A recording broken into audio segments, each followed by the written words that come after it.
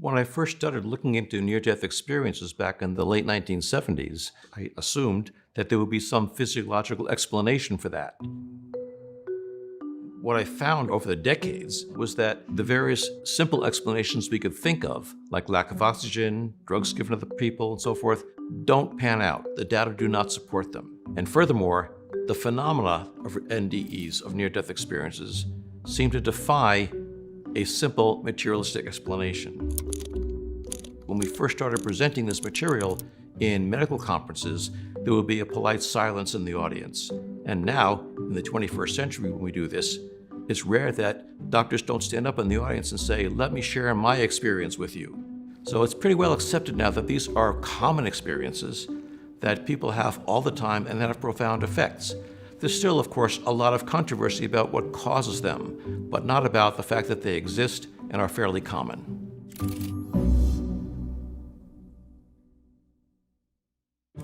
I'm Bruce Greyson. I'm a professor emeritus of psychiatry and neurobehavioral sciences at the University of Virginia Medical School. And I've recently come out with a book called After: A Doctor Explores What Near-Death Experiences Reveal About Life and Beyond.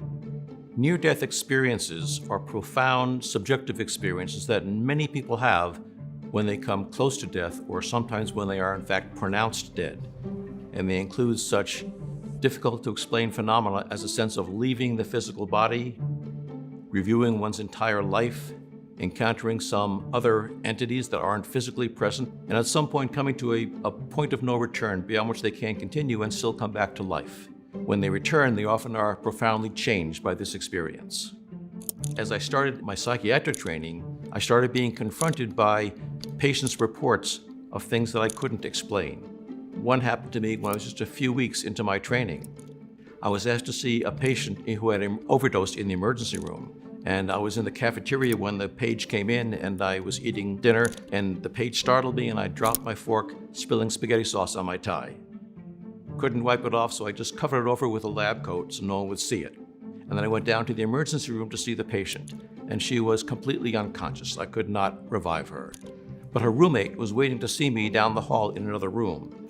So I went down to the other room, talked to the roommate for about 15 or 20 minutes, and there was no air conditioning back in the 70s, so I unbuttoned my lab coat so I wouldn't sweat so much, exposing the stain for about 10 minutes or so. I then went back to see the patient. She was still unconscious. When I went to see her in the morning, I introduced myself, and she stopped me and said, "I know who you are. I remember you from last night."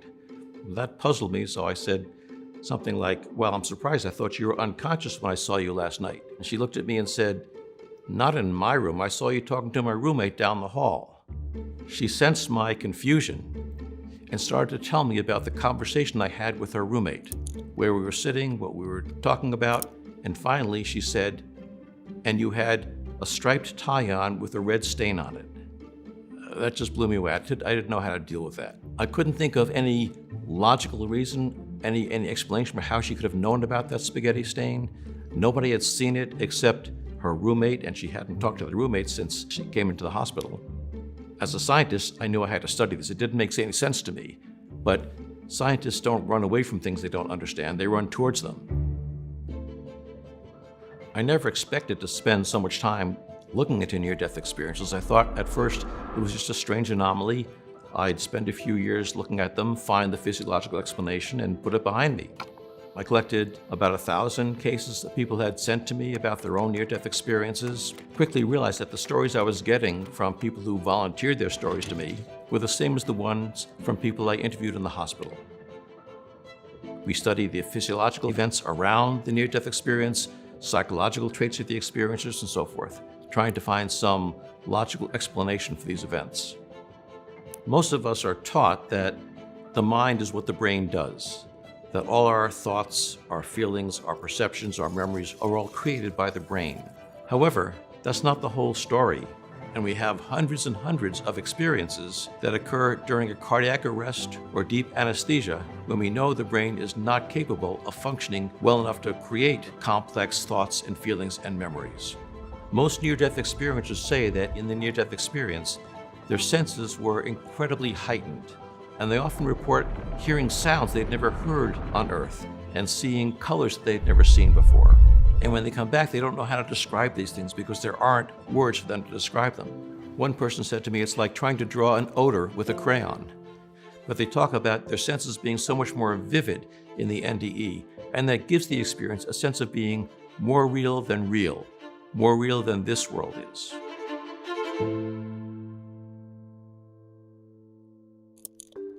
Most near-death experiencers are pretty much the same around the world and through the centuries.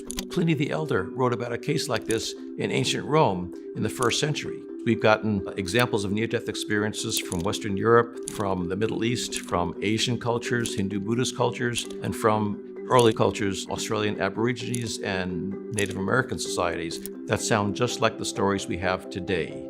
However, how they describe these phenomena is influenced by their cultural background. For example, people all around the world will talk about encountering a warm, loving being of light that radiates unconditional love towards them. And if you're talking to someone who is raised in the United States, they may identify this as God or sometimes Jesus, whereas someone who is in a Hindu or Buddhist culture will not use those terms.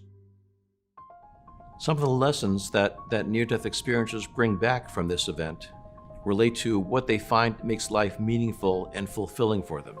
And the primary thing they talk about is this sense of being interconnected with other people, about how to make this life more meaningful, more purposeful, more fulfilling. I think a reason many people find near-death experiences interesting is because they hold out the promise that will explain to us what the soul is, whether there is an afterlife after our bodies decompose.